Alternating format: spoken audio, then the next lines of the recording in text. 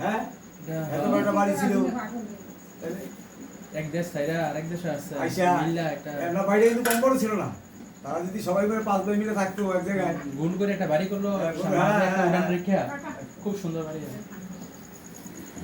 আরে এই দোকান দিছে তাকান তাকান দিদিমা দাদু তাকান আমার দাদু তো আর নাই এখন দাদুর ভাই দিদিমার ভাই দাদুর শালা আছে এই যে তাকান হ্যাঁ তাকান দাদুর শালা দিদিমা তাকান গানটা সোজা করে দাদুর শালা 60 বছর পর দেখা হ্যাঁ দাদুর শালা আমরা শালা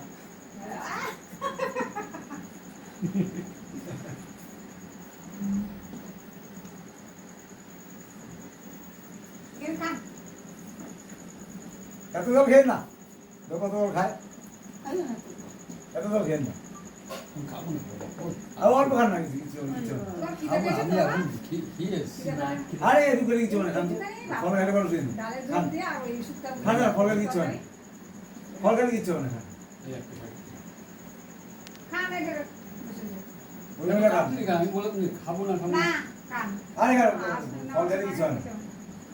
না